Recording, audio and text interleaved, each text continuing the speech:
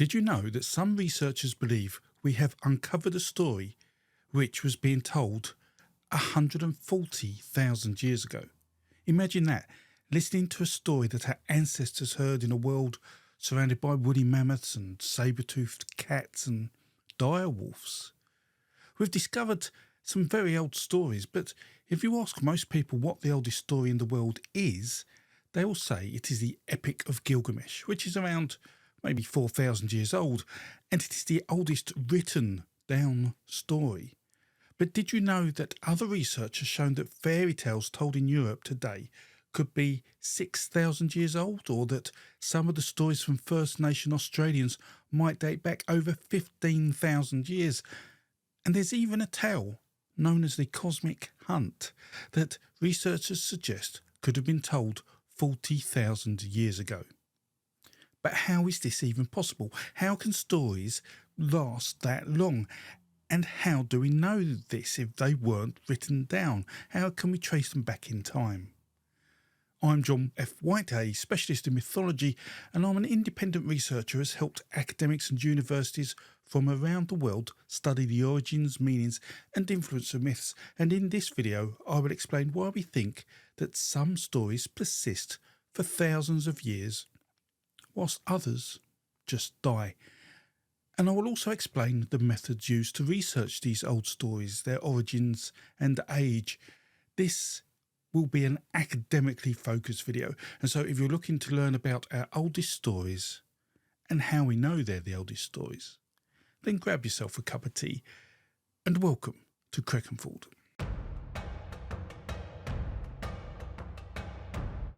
Telling stories are part of what makes us human, but not all stories are equal. Some will fade quickly and be lost to time, and others seem to be told again and again across time and across the world. But why is this?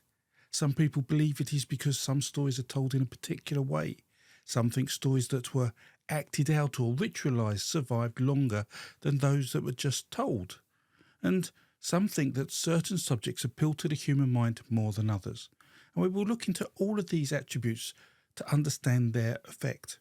But the big question many of you may be asking is, how do we know how old a story is? Well, researchers like myself, who focus on finding the origins and meaning of stories, use a variety of data from various sources to build up a probabilistic picture of the origins and age of a story. And the reason we do this is that we believe that if you can find out where and when a story started, you should be able to better understand why it started. And this helps us then see which types of stories are the oldest, and perhaps even why they survived so long. Now, whilst this may sound fascinating, there are other scholars who see the work we do as providing little value, with a view that how can one ever validate a claim of a prehistoric story when its origin is before a time when things were written down? How can you tell what was spoken? How do you know the story is the origin story? And I have to be honest and say, these are reasonable questions to ask, a genuine challenge. But we have developed methods and technologies, particularly in the last 20 years or so, that leverage data from genetic research, from our understanding of the known human migration patterns, from linguistic evolution, all alongside archaeological findings. And all this allows us to form a picture of the world before there was writing, from times and places in prehistory. And this allows us to reconstruct, or perhaps it would be better to say to scholarly construct, the earliest version of the story we can, which we can then have confidence in as being probably accurate. But I also have to be very clear on how we present this data. The conclusions we make about these prehistoric stories are not absolute. They are, as I say, a probabilistic result in regards to the date and place of a story's origin, a statistical response to the when and where a story started, because it is based on various confidence levels in all the evidence which can sometimes be inexact. But there is a level of confidence, And until someone finds a better way to do this work, I feel it is a method that will continue to be used by many in this field. This method is called phylogenetics, and it is a significant tool in the toolbox of a folklorist or mythologist when used to understand the probable origins of a story. It uses methods originally developed in biology for studying evolutionary relationships amongst organisms and applies them to stories, as stories seem to have similar traits to genes in terms of how they respond to the environment around them, especially over time. Now, this is a table from a paper by Julien Dehoux, and it shows the analogies between biology and myths in terms of how they are transmitted, evolve or adapt or die. It shows how they exhibit similar behaviours, and so the same mathematics we use to understand genes can be used to understand myths. But how do we compare different versions of a story so we can identify shared features and identify variations, which would then allow us to show the differences? And we do this in a tree-like structure known as a phylogenetic tree. And to be able to compare stories effectively is key. It needs an objective and repeatable method, and for this we use mythemes. Mythemes are fundamental narratives of a story and are selected because they are not influenced by specific details such as names of people and types of animals, nor do they reflect specific actions that might affect them. And this is their strength. They are chosen for their ability to allow cross-cultural, cross-linguistic comparisons, and so are likely to remain consistent even if stories are being compared from different languages or geographic regions or cultures, society and their beliefs. And identifying such mythemes allows, therefore, stories to be compared across those barriers, across languages and cultures. And, therefore, we can identify mythemes in a consistent manner.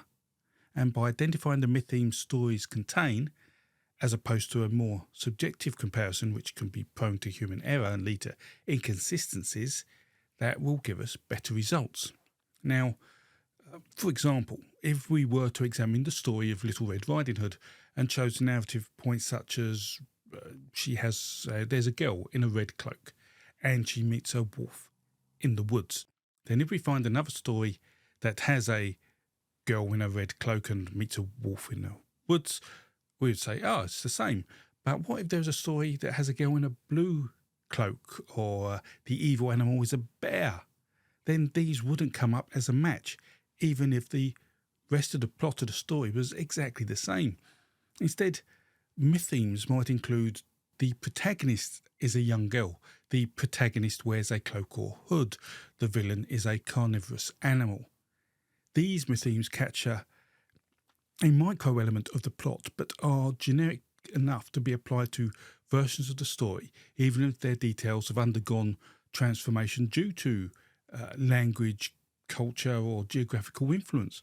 And so this allows stories, even from different continents and different times, to be compared with confidence, something that couldn't happen if specific details were captured. And another example could be about dragons, where we see dragons being defeated in early religious texts to control water. And collecting detailed plot points, you could have the villain is a dragon, the dragon controls water, the hero fights the dragon is defeated, the water is released. But using this would exclude the story being compared with other dragon stories where the dragons kidnap princesses or steal cattle, which are popular Indo-European stories, and instead you would define mythemes such as the villain is a dragon, the dragon controls a valuable object, the hero fights the dragon is defeated, the valuable object is freed. It seems a simple enough change, but unless you understand why we do this, the story comparisons can often miss very similar narratives in different cultures and religions. Now, what is also required when dealing with statistical methods is a good set of unbiased data, and so for a folklorist that means a good number of stories from as wide an area as possible. And this is another critical aspect of analysis, ensuring the corpus of data you use doesn't have geographical bias. Now, There are some repositories that tend to focus on countries or regions rather than are global, and so it may be necessary sometimes to bring data from many repositories together, but then this can cause further issues, and ensuring all the data is normalised is very key when you do this kind of thing. And this is why the mythology and folklore database has become an excellent source for the studying of myth. It's a database that I have curated and is maintained with the help of the patrons of Crekenfold, this video channel. It has around 100,000 unique narratives in it, which have been noted across over 1,000 different traditions, resulting in over 250,000 entries in it. And many have been categorised against the Berezkin catalogue and some against the Arne Thompson or the Arne Thompson Uther catalogue. These are well-known catalogues used by mythologists and folklorists around the world, and it is a huge project, and I really want to thank my patrons publicly for their support, as my work and this database is having a real and direct benefit on the study of folklore and mythology. And if you wish to support me and my videos and this research, then please check out Crekenfold on Patreon, or like and subscribe to this channel and click the notification bell. So thank you if you do that. That really means a lot. But back to the research and the data and how we understand all these myths. So now we do understand how we can compare myths, and the data the phylogenetic method uses, we can use this to understand which stories are the most similar and most likely to be related to geography and language, and this is often presented as a phylogenetic tree. And this is a visual representation of how stories are related, where they are similar and grouped, and where they change. And the result shows a branching path mapping the story's evolution over time. A phylogenetic tree is like a family tree, albeit you often see it perpendicular to how you would normally expect a family tree to be arranged, with the first version of the story being at its left or on the top if you do make it like a family tree. And then you can see how it branches out and has dispersed and formed various versions of stories that have adapted over time. However, you will also see work in this field which uses something called a split graph, which is also sometimes called the neighbour net tree, because it uses a neighbour joining algorithm, or more specifically an algorithm which is based on this. For the non-statisticians out there, these graphs are useful when you have a lot of data, which we often have when dealing with many narratives. And a split graph or neighbour net tree looks more complex than a phylogenetic tree, and that is because it shows more information. And let me explain the basics of it if you ever see one, otherwise it could be a bit overwhelming. So here, each branch or line which sticks out represents a node, usually a tradition which is telling the story, and if these branches are close or clustered together, then they would align to related branches on the phylogenetic tree, i.e. these are telling a very similar story. But most people get confused with the webbed lines that are crossing the branches, and what does this all mean? What are the length of the lines? And they represent the distance in relationship terms, a phylogenetic distance, if you will, how much something has changed. And those branches that are away from each other represent those that have the greatest difference in them, and where you see segmentation, that represents changes within the narrative between those stories. And these graphs are really useful for understanding the relationships and their closeness in more detail at a glance. Now, there are many books on phylogenetics out there, but if you like maths, then I would really recommend Maths Meet Myths to let you really understand what these diagrams are all about, as it goes through the creating of both these kinds of graphs. Now, phylogenetics is an approach that assumes stories evolve in a similar manner to biological traits through gradual changes and branching over generations and across cultures. But this doesn't apply to all categories of stories, and phylogenetics isn't a silver bullet which works in every case it is applied to. It is not infallible. And although I recommend it, you must remember that it is just one tool amongst many that can be used within research, and will only work with specific types of stories, sizes of data and distribution of data that is available. Looking at published papers, it seems quite clear that the oldest stories we find when using the phylogenetic methods are those that folklorists would define as myth. But what is the difference between myth and folklore? And what is it about the narratives that impacts a story's ability to persist, or whether it has to adapt or change to survive, or changes so much that it becomes unrecognisable from its original form, and so in effect it dies? Well, the first challenge to overcome is that folklore as a subject is an inexact science, with interpretations of what folklore, myth and legend mean being inconsistent, as the academic field has no universally agreed definition. Two attempts at solving this are the papers of C. Scott Littleton and William Bascom, both of whom disagree on a few things, but what they do agree on is that myths contain sacred narratives, whilst folklore remains secular, with legends being somewhere in between and having a little more historical truth in them. Now, this video isn't to discuss the difference in these definitions, as this is a whole subject which could be a video in itself, and one I have spoken about before, and so for brevity, in this video we must agree that the difference that myths have is that they are sacred narratives, and so their stories involve gods and cosmogonies and things to do with the creation of the world, whilst folklore is secular, often involving topics that affect the individual and how the individual views the world and worries about the world and has their own individual fears. Now, there will always be exceptions to the rule due to the inexact nature of the subject, and there are many more ways to define and categorise various narrative types, with Levi Strauss writing a particularly long essay on what a myth actually is. And you can still disagree with what he writes. And so, with this knowledge, we should ask the question, do myths, so do sacred narratives with their gods and sacred truths, do they persist longer than when compared to their siblings of secular folklore? But the next challenge we have in finding the oldest stories is finding a way to be able to compare stories so we can understand whether they have persisted or adapted and evolved in their lifetimes, or whether they have in some cases died. And to do this we do need the right data, examples of the same story from a wide geographic distribution as possible. And to obtain this data, folklorists can obtain groups of similar stories from catalogues such as the Arnold Thompson or the Arnold Thompson Uther indexes, and there is also the Berezkin catalogue I've mentioned earlier as part of the mythology database. These catalogues categorise the narratives in different ways, the ATU and the AT by story type, the Berezkin by motifs.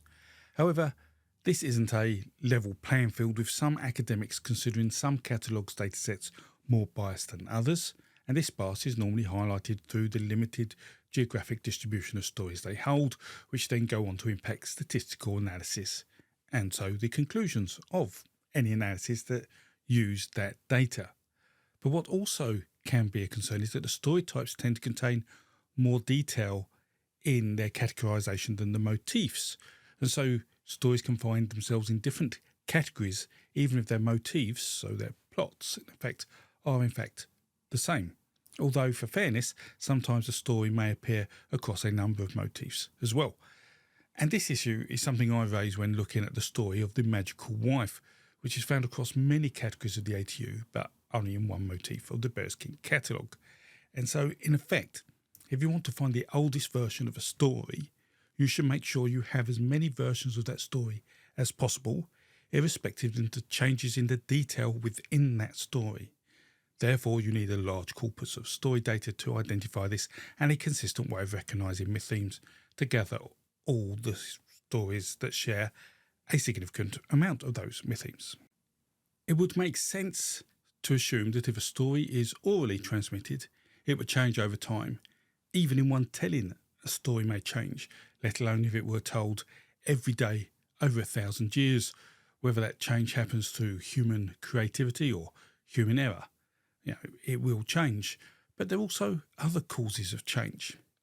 Its age or the number of times it has been told, the distance it has travelled due to the influence of age, a changing landscape, and the changing cultures along that journey will all affect a story. And then there are linguistic barriers that a story may have to jump over. And alongside that, there will be other cultural and societal pressures that affect a story and probably most importantly affect the details of a story. But is there something else about the stories themselves that impacts whether it tries to persist or adapt? So let's look at these effects, with one study showing that as humans migrated, the stories they told persisted with negligible change, even if the distance travelled was over 4,000 kilometres or 2,500 miles. However, this study also suggested that after this point, it was difficult to disentangle the explanatory power of genetic variability from spatial proximity beyond 4,000 kilometres due to the smothering effect of isolation by distance, with the recommendation that multiple models should be used to analyse narratives that have travelled as far as this to understand why they would persist. Or in other words, for a story to persist, the study was unable to tell whether the persistence was due to the culture, the language, the story type, or something else, perhaps even genetics when you get to this sort of distance. But it's also worth noting that genetics and language are not tied together. And so some aspects of this conclusion has been challenged, most notably by the who exchanged letters about this with the authors of the study. Now, the same study also concluded that if a story migrated into different cultures, so societies with differing beliefs, it would be more likely to change its details, but the structure would probably remain consistent and so recognisable as an evolved version of the story. In effect, it adapted to remain relevant to a culture's need whilst maintaining the same plot. But here is the key influence.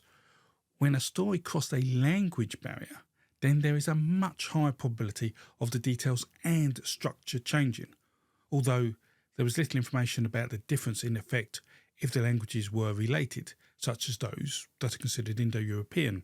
So if something travelled from Germany to England, where the languages are considered similar or were similar 1,000 years ago, would that have a bigger effect than something travelling from, say, Germany to France?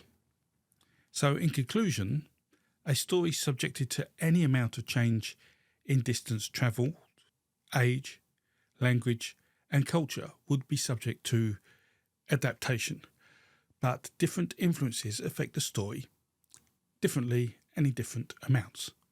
So, considering all this, we then have another problem. At what point does a story then evolve or adapt so much as to be considered a different story from its original? In effect, it would no longer persist. And this is something Levi Strauss talks about when he talked about why do myths die. One story may be related to another, but change so much as to remove all traces of this relationship. And this is where the use of mythemes help to determine similarity. As if two stories are compared and the number of similar mythemes is insignificant, then one can conclude that the stories would no longer be considered similar. The study also recognised the abnormal geographic dispersal of stories within its data, and this is an issue we find with studies that use Indo-European cultures and their languages data. The Indo-European language is spread over 40% of the world, and it has left a significant impact on the stories told, and this has left a large and historical, broader set of data when compared to other language families and cultures, which in turn could potentially introduce bias into any statistical analysis and outcome. Now, because languages are related, and particularly so in Indo-European, and so we have to consider when stories travel across the Indo-European landscape, are they less likely to change when compared to stories over other landscapes where there is significant linguistic differentiators? And this challenge, when compared to other language groups and cultures, must be considered within any analysis to ensure the conclusions from data and that analysis are fair. Now, most of the influences I have spoken about are about the environment, and external influences that a story will be affected by as it migrates. But is there anything about the structure of a story, whether folklore or myth, that also will affect it, will affect whether the story persists or dies? Well, of course there is, as unpopular stories with confusing plots or using obscure or alien references, with narratives that make no sense or which go against the beliefs of the listeners, will not be remembered, will not be retold, and therefore the story will die. A story should be about something that, will engage the listeners, which seems obvious, but is something that must be noted. When it comes to remembering a narrative, then a story structure is important, and something that is obvious but you may not think about is that stories told as poetry or songs are much easier to remember than prose. Words that rhyme or alliterate, sentences with a rhythmic metre or melody will stick in the mind far longer and more easily than words without such a backing. And with this in mind, it is important to note that the earliest texts of most civilizations are predominantly poetic and sacred. I'll put some examples up for you to see. These sacred poems involving gods and heroes are what one might consider mythos in its truest, purest form, and we can assume from these texts the first to be written down by their respective cultures, and so we should consider them that culture's most important stories, the stories that shouldn't be forgotten, and when they were written down, they were done so in the form they were being already told in at the time. And these show that the poetic form was the most common form of structure of a poem, which suggests that our ancestors understood that by using poetry and song to remember their narratives, especially their important and sacred ones, they were more likely to persist accurately. Looking at these early written narratives, we not only find they are poetic, but also religious, and so sacred in nature. They told sacred truths, stories that the cultures believed, hence why people who follow their religion are its believers. And so the last significant attribute I want to cover is whether a story with a sacred narrative has a better persistence than a secular or non-religious story. Now, we know through archaeology that many religious texts have remained relatively stable due to being amongst the first narratives written down when a culture adapts writing, with examples including the Enuma Elish, the Rig Veda and the Bible. And whilst the Bible is a collection of books, some of the oldest are poetic, such as Psalms. And we'll also find that many religious texts are structured in a way that are deliberately memorable, not just because they are poetic in form, but in how they are spoken, performed. That also influences them to be more memorable, but there's also the fact that they would have a certain reverence within society when told. They were considered important stories and so should be remembered by all. But there is also one other significant factor when it comes to telling many sacred stories, and that is that they would have been accompanied by ritual, whether that is acting out the story or performing particular acts with each verse. And this repetition of ritual of physical movement whilst telling the story would help reinforce the narrative in those tellings of that story, but also for those watching. There's also a side note that to change a sacred story may lead one to be classed as a heretic within the community and so potentially subject to punishment, and this too, whilst not related to the narrative itself, may have been a reason to remember the narrative correctly by the storyteller. When a story migrates to a landscape that doesn't match the narrative, then that narrative becomes irrelevant and no one would listen to the story or understand it. A story about polar bears in the Sahara Desert or penguins in Mesopotamia, just wouldn't make sense and wouldn't survive. And the same is true of beliefs that affect society or politics, religion, technology, economics. Changes in these would all have a direct and near immediate impact on narratives being told for that story to survive, and its details would have to rapidly evolve to adopt these changes, or it would just stop being told, although the structure, the core plot of the story, would probably remain intact, and often does in these scenarios. And this is again why myth themes tend to work really well when comparing stories. They capture that core structure of a story. Now, a clear example of these changes in the landscape, technology and society comes with the stories about dragons that range from the benevolent creature that used water to create life on Earth to the malevolent creature that guards water in agricultural farming narratives to figures which steal cattle in pastoral farming cultures before eventually turning to the kidnapping of princesses, all reflecting how society, technology and culture has changed over the last 10,000 years or so, plus also the linguistic influence on the princess being kidnapped. And I've made a video about this evolution and dragons if you're interested. Very fascinating story, how they evolved. But what if a story changes so significantly to adapt to its new surroundings and languages that it does, well, become a different story? As explained earlier, it really depends on the data and catalogue system you have used to group stories. An example of this is given by Levi Strauss, who explains how a myth dies through a First Nation American story, which changed due to the influence of European colonialists, language, culture and society, and the story eventually transforms into a significantly different narrative, and so should be considered a completely different story by some measures, such as understanding the amount of similar myth themes the adapted story had when compared to the original story. Through phylogenetics, much research has been done on the origins of stories, with work by De Hoy, Lequelec and Berezkin particularly standing out. But there are others too, and the result is that we believe some fairy tales are from the early Indo-Europeans, such as the blacksmith and the devil at around 7,000 years old. We have stories of flooding and volcanoes from around 15,000 years ago from North America and Australia, which we can align with geological events. We have the cosmic hunt, a story that also shows a common use of stars to tell a story, giving us confidence that this may be as old as 40,000 years. But on top of this, there's been studies on the story of the afterlife and crossing a river to go to the other world. At over 20,000 years old, flood myths originated in Southeast Asia around 30,000 years ago.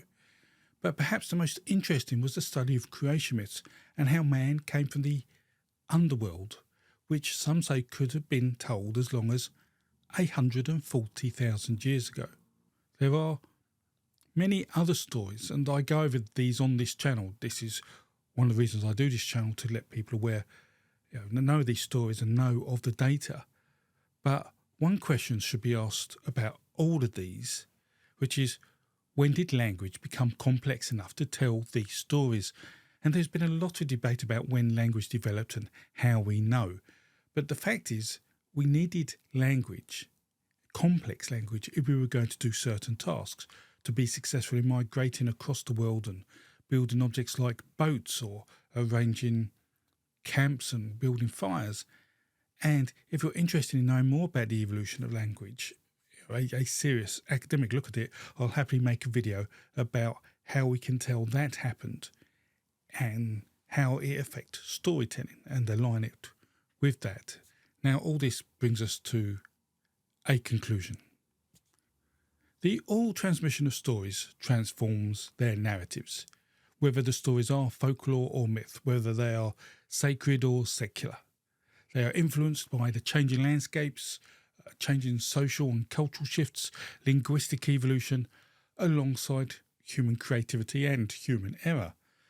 But myths are often perceived as being more persistent than folklore, as they were considered more important stories due to them, being the first text written down, but also because of their sacred nature, that people were told in society these are important stories, you must remember them, and because of their structure, which tended to be poetic.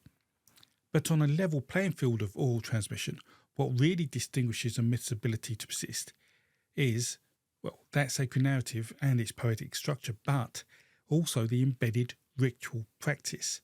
This allows it to achieve a persistence that secular folklore, even if it has common origins, doesn't have the attributes to achieve. Saying that, we still see stories that are secular and around 15,000 years old, such as those that had a geographical or geological impact on the world, and fairy tales at 7,000 years. And admittedly, these are in areas with little linguistic change, which is one of those factors that affect stories.